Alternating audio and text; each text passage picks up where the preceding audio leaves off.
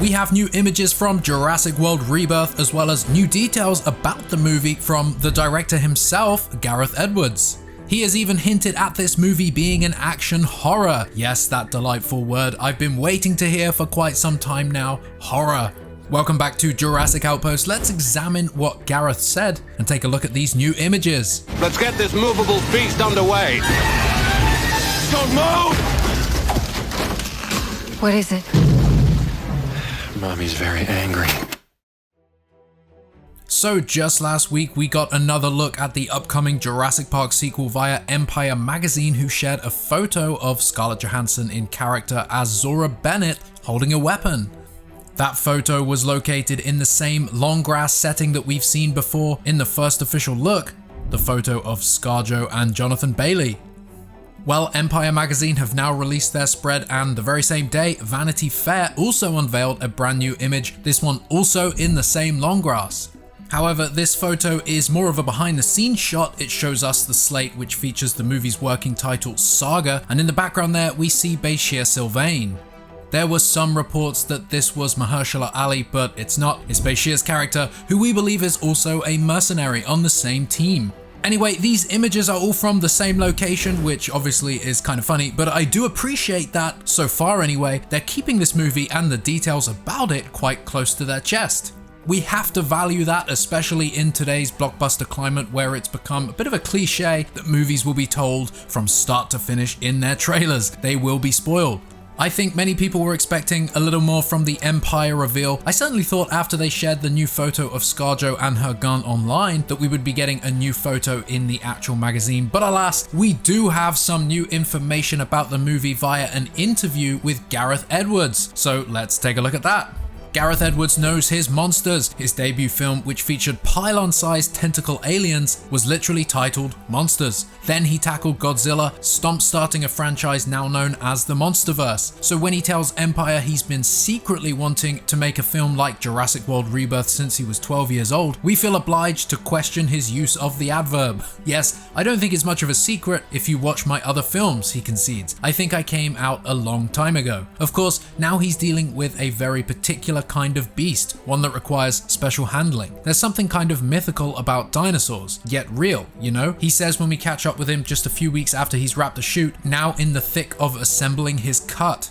The fact that they really did exist means you can't dismiss them as a threat. When other films try to scare you, you can fob them off and say, well, there's no such thing as monsters. But there's something very primal about dinosaurs, because we're mammals with millions of years of embedded instinct that tells us some giant creature at some point is going to chase us and try to kill us, so it feels instantly relatable. Where Godzilla was tougher to sell as a specific threat to the lead characters in that movie, Edwards explains, dinosaurs present an immediate, visceral, direct peril. So if Godzilla needed to be more of a disaster movie, this one allows him to make, quote, an action horror of sorts, much like, he points out, the original Jurassic Park.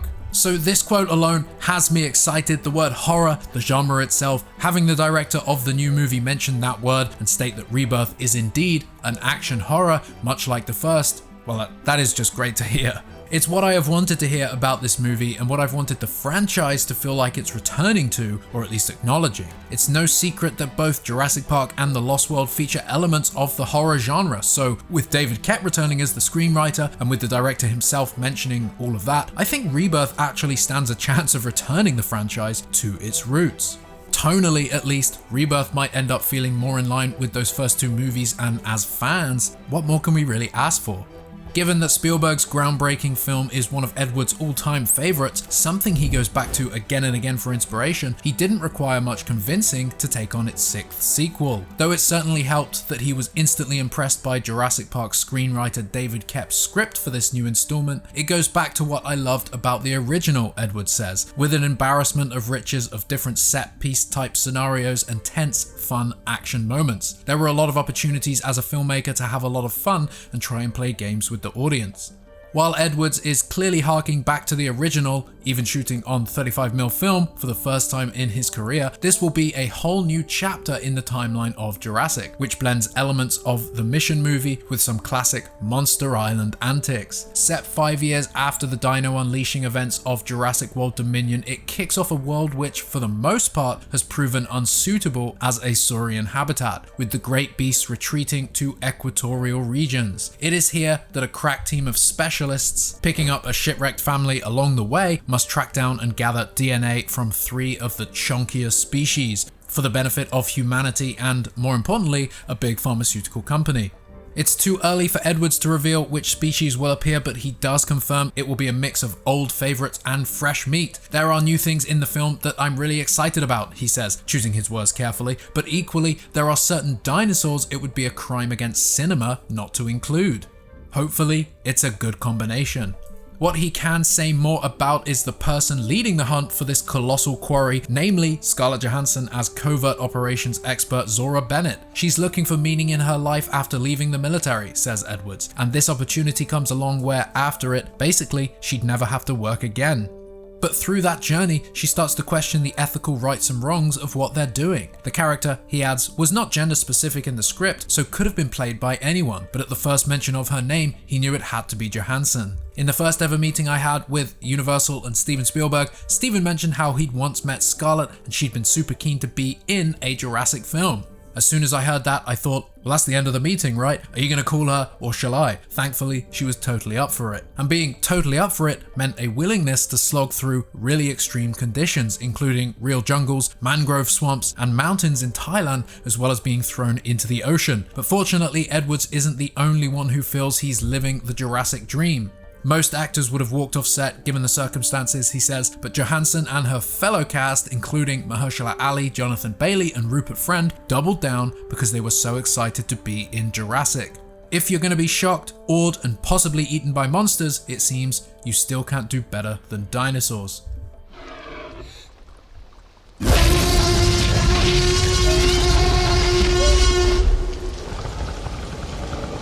Despite no new images, this was a great interview and tells us a fair bit about the movie's intentions. A few things I particularly like. David Koepp being back makes me think, and I've said this before in other videos, that he and Spielberg could have gone back over previous ideas that they concepted during the Jurassic Park 3 and the Jurassic Park 4 era. Ideas that I would have loved to see realized at that time, but alas, here we are 20 plus years later. It makes you wonder if this movie will end up feeling like a bit of a spiritual sequel to the third. Sure, it's following Dominion and the World Trilogy, they're not wiping any of that off, it's following that timeline, but they've stated now that the global dinosaur threat is almost gone, at least those dinosaurs have migrated to the warmer regions, basically the equator, and that Rebirth kicks off a whole new chapter in this franchise. He says it goes back to what I loved about the original. A mix of old favorites and fresh meat. The interview mentions how Gareth chose his words carefully when thinking about the creatures, the dinosaurs to mention, and that he says that whatever the new species are, he hopes it's a good combination. It really does make you wonder what's going on that island. The interview also mentioned about the role of Zora Bennett that it was not gender specific, and that makes me think of the now infamous JP4 John Sayles screenplay that featured the ex-military figure Nick Harris. Of course, we're not getting that dinosaur-human-dog hybrid idea, but it sounds like some of those early ideas, at least the idea of an ex-military character, have been mixed in here.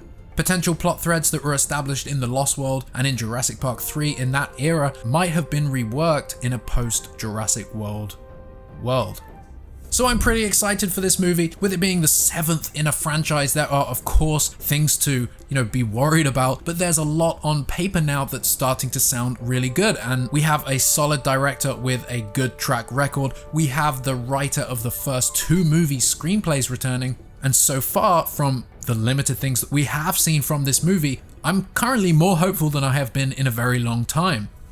They are clearly wanting to hold back with all these teasers being from the same scene, and I think there's also something to be said about them choosing to show us long grass. Don't go into the long grass! Are we going back to Isla Sorna after all? Not into the long grass! Remember, we've not seen that island on screen since 2001's Jurassic Park 3, now over 20 years ago. It's been mentioned in the World Trilogy, but it's never been seen. There is reason to go back there, not for fan service of course, but because Site B holds an importance in the franchise, especially when going back to the origins of genetic engineering and the creation of dinosaurs, where it all began. Site B was the factory floor. That was on Aina Sauna, 80 miles from Nubla. We might not end up on that island at all, but so far I'm starting to lean towards the movie, at least partially, being set there. And you know what? If it's handled correctly, I'm all for it. And who better to write Isla Sorna than David Koepp? Anyway, that's about all I got to say on this. Leave your thoughts down below in the comments. Check out our wishlist video for the upcoming Jurassic Park survival game. And thank you for watching this video.